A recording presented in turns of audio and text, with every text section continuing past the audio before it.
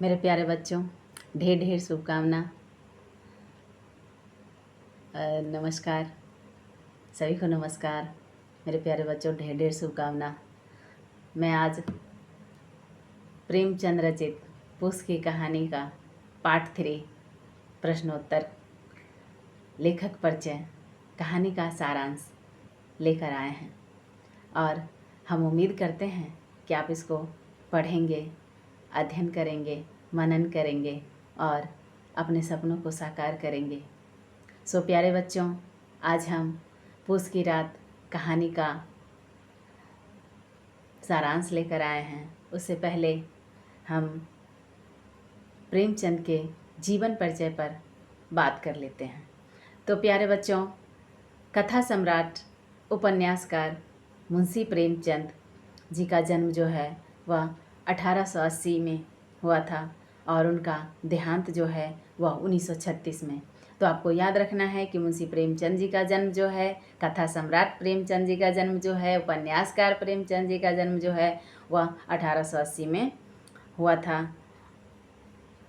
तो और देहांत 1936 में, याद रखना है आपको। अब हम आगे की ओर ले चलते हैं आपको। प्रेमचंद का जन्म 31 जुलाई 1880 ईस्वी को वाराणसी जिले के लम्ही नामक गांव में हुआ था। उनका वास्तविक नाम धनपत राय था। आरंभ में वे नवाब राय के नाम से उर्दू में लिखते थे। युग के प्रभाव से उनको हिंदी की ओर आकृष्ट किया। प्रेमचंद ने कुछ पत्रों का संपादन भी किया और उन्होंने सरस्वती प्रेम के नाम से प्रकाश संस्था में भी स्थापित की। मतलब सरस्वती नामक पत्रिका का भी उन्होंने संपादन किया था। बाद में सरस्वती जो है पत्रिका संपादन दूसरे किन्हीं के हाथ में गया। तो प्रेमचंद जी हिंदी साहित्य के प्रथम कथाकार हैं जिन्होंने साहित्य का नाता जनजीवन से जोड़ा, जिन्होंने अपने कथा साहित्य को जनजीवन के चित्रण द्वारा सजीव बना दिया। वे जीवन भर आर्थिक अभाव की विषम चक्की में पिसते रहे। उन्होंने भारतीय समाज में व्याप्त आर्थिक सामाजिक वैषम्य को बड़ी निकटता से देखा था। यही कारण है कि जीवन की यथार्थ अभिव्यक्ति का सजीव चित्रण उनके उपन्यासों एवं कहानियों में उपलब्ध होता है। प्रेमचंद जी ने लगभग 350 कहानियाँ लिखी हैं। जीवन में निरंतर विकट परिस्थितियों का सामना करने के कारण प्रेमचंद जी का शरीर जर्जर हो रहा था। देशभक्ति के पथ पर चलने के कारण उनके ऊपर सरकार का आतंक छाया रहता था। प्रेमचंद जी एक साहसी सैनिक के समान अपने पथ पर बढ़ते रहे। उन्होंने वही लिखा जो उनकी आत्मा ने कहा। वे मुंबई में पटकथा लेखक के रूप में अधिक समय तक कार्य नहीं कर सके क्योंकि वहाँ उन्हें फिल्म निर्माताओं के निर्देश के अनुसार लिखना पड़ता था, क्योंकि उन्होंने लिखा जिससे बहुत सारी फिल्में भी बनाई गई। उन्हें स्वतंत्र लेखन ही रुचिकर था। निरंतर साहित्य साधना करते हुए 2 अक्टूबर 1936 को उनका स्वर्गवास हो जाता है और उन्होंने बहुत सारे उपन्यास भी रचे, जिसमें एक उपन्यास उनका अधूरा रह गया था। साहित्यिक विशेषताएं की अगर हम बात करें तो प्रेमचंद जी मुख्य रूप से कथाकार थे। उन्होंने जो कुछ भी लिखा वह जीवन का मुँह बोलता चित्र था।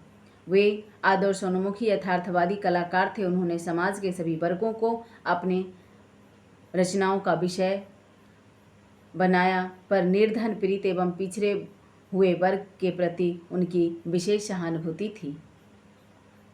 उन्होंने शोषक एवं शोषित वर्गों का बड़ा विशद चित्रण किया है। ग्राम्य जीवन के चित्रण में तो प्रेमचंद जी ने कमाल ही कर दिया है।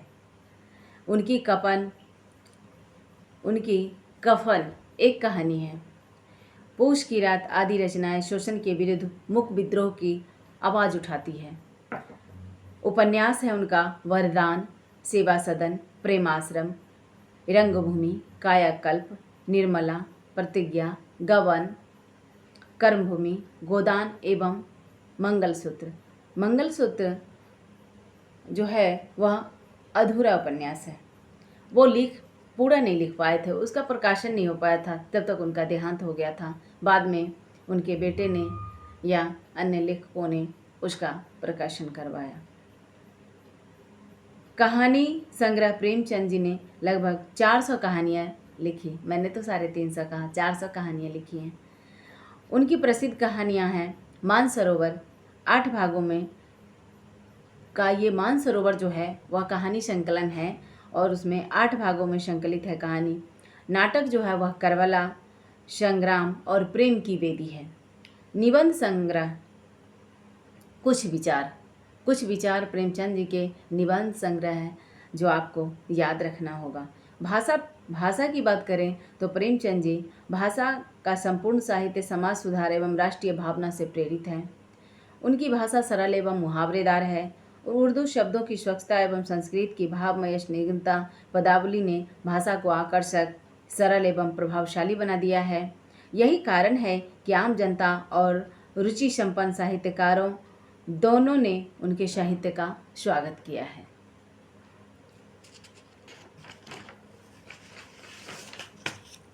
पूस की रात कहानी का अब हम सारांश देखते हैं।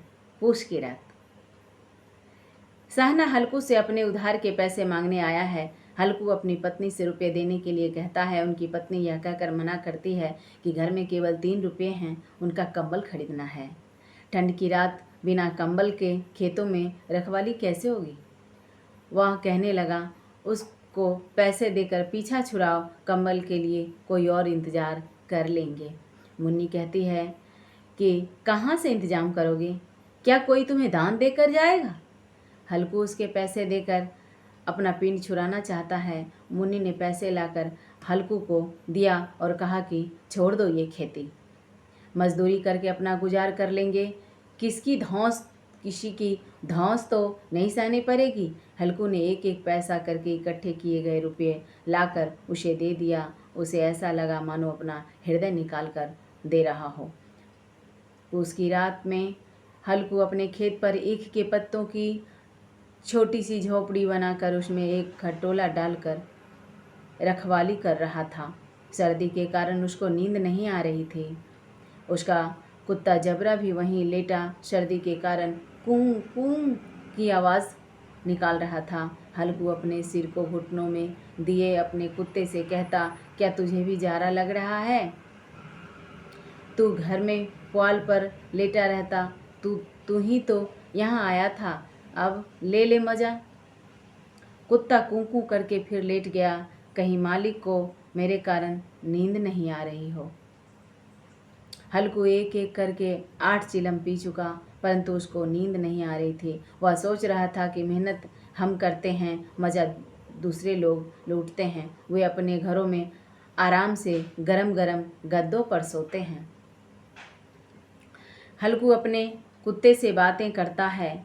कुत्ता मानो कूं कूं करके हल्कू के बातों का जवाब दे रहा हो। जबरा अपने पंजों से हल्कू के घुटनों के पास रखे तो उसे गरम गरम सांस का अनुभव हुआ। चिलम पीकर हल्कू फिर सोने का प्रयत्न करने लगा, परंतु नींद आने का नाम ही नहीं ले रहा था। हल्कू ने जबरा का सिर उठाकर अपने गोद में रख लिया और थपकी देकर उसे सुलाने लगा। हल्कू को इस प्रकार करके एक सुख का अनुभव हो रहा था। जबरा शायद इस सुख को स्वर्ग से भी बढ़कर समझ रहा था। हल्कू की आत्मा में कुत्ते के प्रति कोई घृणा का भाव नहीं था। इतना तल्लीन होकर शायद अपने आत्मीय को भी गले न लगाता जिस प्रकार उसने जबरा को गले लगा रखा था। हल्कू की आत्मा मानो अंदर से प्रकाशित हो गई हो। तभी जबरा को किसी जानवर की आहट मालूम पड़ी। जबरा आकर बाहर भौंकने लगा और ह कह के बुलाने पर भी वह नहीं आया। हल्कू के बुलाने पर भी वह नहीं आया। उसका कर्तव्य उसको भौंकने के लिए प्रेरित कर रहा था। काफ़ी रात गुजर जाने के बाद हवा और तेज हो गई। अब तो ऐसा लगता था कि सर्दी मानो जान ही ले लेगी। हल्कू ने आकाश की ओर देखकर रात कितनी बाकी है यह अंदाज़ा लगाया, जिसमें सप्तर्षि को मतलब 7 तारों के समूह को देखकर वह सोचता है कि रात अभी बहुत बाकी है। हल्कू के खेत से थोड़ी दूर पर आमों का एक बगीचा है। पतझड़ शुरू होने के कारण पेड़ों के काफ़ी पत्तियां झड़े पड़े थे। हल्कू एक साथ में आग सुलगाता है। उपला लेकर अरहर के पौधों से वह झाड़ू बनाता है और उसी झाड़ू से पत्थरों को इकट्ठा करता है और थोड़ी देर में ही उस ढेर में आग लगा देता है। जबरा जमीन पर पड़ी किसी हड्डी को निचोड़ने लगता है। पत्तियां इकट्ठी करके हल्कू ने अलाव जला दिया। वह आज सर्दी को जलाकर भस्म कर देना चाहता था। हल्कू अलाव के सामने ही बैठकर तापने लगा। फिर उसने अपनी टांगें फैला दी। गोल्डन सीरीज पासपोर्ट वह सोचने लगा, इतना इंतजाम कर लेते तो ठंड में तो ना मरना पड़ता। अलाव शांत हो चुका था, परंतु उसमें गर्मी बाकी थी। हल्कू चादर ओढ़कर गरम राख के पास बैठकर गीत गुनगुनाने लगा। उसको आलस्य ने घेर लिया। जबरा भौंकता हुआ खेत की ओर दौड़ा। हल्कू को ऐसा लगा जैसे खेत में जानवरों का झुंड आया हो। उनकी आवाज़ स्पष्ट सुनाई दे रही थी, परंतु वह आग से उठकर नहीं जा सका। जबरा भौंकता हुआ जाता है और शायद नील गायों का झुंड था। जबरा बहुत कोशिश करता है, लेकिन वह खेत को बचा नहीं पाता है और हल्कू को ऐसा लगा कि यह भ्रम है, क्योंकि खेत चरने की आवाज़ स्पष्ट आ रही थी। जबरा जोर जोर से भौंक रहा था, परंतु हल्कू को अकर्मण्यता ने घेर लिया था। वह लेट गया। सवेरे उसे जब नींद खुली, जब धूप चारों ओर खिल गई थी, उसकी पत्नी ने आकर उसको जगाया कि तुम्हारी रखवाली का क्या फ़ायदा हुआ? खेत तो सारी चौपट हो गई। हल्कू ने बहाना बनाया, तुम्हें खेत की पड़ी है, मैं तो दर्द के कारण मरते मरते बचा हूँ। वे दोनों अपने खेत के पास आए। देखा नील गायों ने खेत को पूरी तरह से चर लिया। यह देखकर मुन्नी उदास हो गई, परंतु हल्कू प्रसन्न था। मजदूरी करके अपना गुजारा कर लेंगे, यह ठंड में खेत की रखवाली तो नहीं करनी पड़ेगी, इस बात से प्रसन्न था। एक गरीब किसान की दयनीय स्थिति को लेखक ने इतने अच्छे से वर्णन किया है कि आंखें भर आती है। पूष की रात के कठिन शब्दों का अर्थ बताया गया है। पूष की रात कहानी में कुछ कठिन शब्द हैं, जिसको देखेंगे। घुरकियाँ, फटकार, धमकियाँ, अस्फुर्ति, फुर्ती। घुरकियाँ का मतलब होता है फटकार, धमकी देना, और अस्फुर्ति मतलब फुर्ती, चंचलता। मजूरी मतलब मजदूरी, किसी दूसरे के खेतों में काम करना। अकर्मण्य, काम न करने वाला व्यक्ति। आलसी, खैरात, मुफ्त में। दंदाया, गरमाया हुआ। तत्परता, शीघ्रता से। कम्बल, कंबल। अरमान, अभिलाषा, इच्छा। हार, खेत बघार। धधकना मतलब भड़कना। भारी भरकम मतलब वजनदार। टाढ़े, करारा। दृढ़, डिल मतलब आकार। अलाव, जहाँ आग तापी जाती है। पछुआ, पश्चिमी हवा जोरों में बहुत ठंडी होती है जाड़ों में। पश्चिमी हवा, पछुआ हवा। मालगुजारी, उपज पर दिया जाने वाला कर। भीषण, भयानक। दोहरी चादर। दीर्घ, बड़ा। असुझ, बेवकूफ़ी। श्वान, कुत्ता। मरैया, झोपड़ी।